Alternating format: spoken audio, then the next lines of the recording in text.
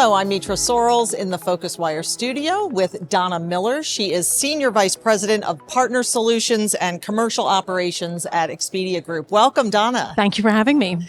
So we are here to talk about Expedia Group's Unpack 26 Trends Report. Before we really get into the details of the report, I'd love to hear you tell us a bit about why you think this research matters and how do you go about sourcing the information that then develops the trends? So Unpack 26 is our definitive guide to trends for next year, and we source that from a few places. So first of all, our first-party data. Okay. So we have around 10 million searches per day, which gives us 1 billion searches per month on our sites. And so we've used all of that data combined with some powerful research we did with 24,000 travelers in 18 countries, all coming together into these trends. And why we think it's really impactful for 2026 particularly is we have added a new feature this year in partnership with the World Travel and Tourism Council. Okay. And so that's given us a new lens on how we think about sustainable travel, responsible travel alongside that data. Okay, so you have 2 destination trends this year. The first is one I know we've been hearing about for a while, the set jetting concept, where people are traveling based on pop culture inspiration. And then the second is the destinations of the year, covering more broadly some of the most popular places to travel. So you just used the word sustainability. I want to just talk to you about, the question of over-tourism, which of course comes up as certain destinations get talked about again and again. How are you thinking about this? And I understand you have this new Smart Travel Health Check. Tell us a bit what that does for you. So what that does for us is something that we have wanted to work on for a while. So the WTTC have inspired a framework that we've used for this. And these are really destinations that have gone through the 6-step process with WTTC to make sure that they are hitting those margins and those goals on sustainability, on how they're handling volume of tourists, how they're helping to disperse that volume around their region rather into concentrated areas. And so we've been able to combine that alongside our data with a check mark process that WTTC have launched so that we can give our travelers that choice and that awareness as they're going into booking.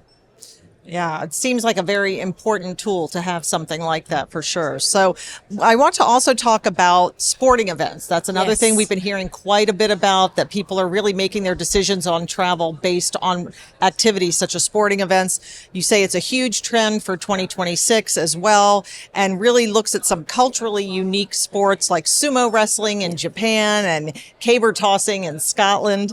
Why do you think sports tourism has had such a big boost in recent years, and what's really fueling that trend?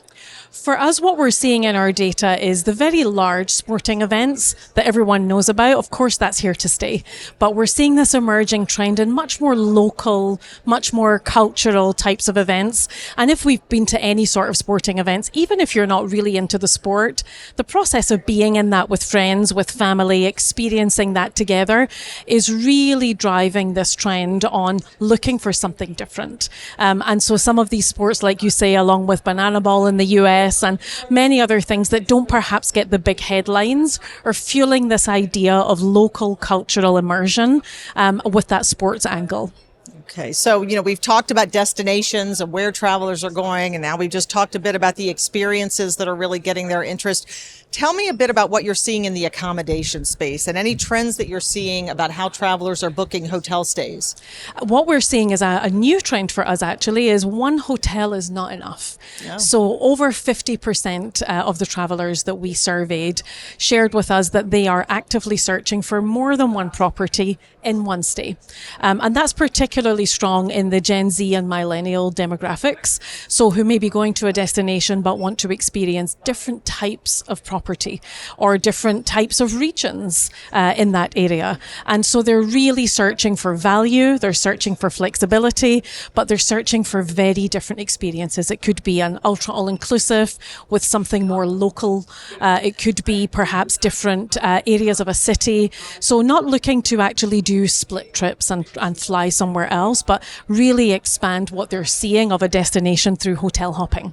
Yeah, that's a really interesting concept. It makes a lot of sense, Yeah. actually. So, and then finally, how would you suggest that the industry think about using this very in-depth research that you've done as they are thinking about the year ahead and trying to set themselves up for success? I think from our perspective, a few things. We encourage our partners, of course, to offer flexibility to travelers. I think that's what we're seeing. We know travelers want good value. We know they want flexibility. So really thinking about how you can show up in the most flexible way. This trend has shown us for sure the importance of reviews. And I think the emerging trend of AI search and all of the richness in the words of the reviews means we are really encouraging our partners to get as many reviews as they can from their travelers and as in-depth reviews as they can, because it's really fueling the power of that search. And then finally, I think advertising is the last one that we're talking about. So really using that view of their own seasonality, really thinking about where is best to lean in and boost their visibility, where is best to lean in and invest so they can really come to the attention of the travelers at the right time and take advantage of those trends. Okay, wonderful. Well, thank you so much, Donna Miller from Expedia Group, for sharing that information. Thank you for having us. All right. Thank you. Thank you.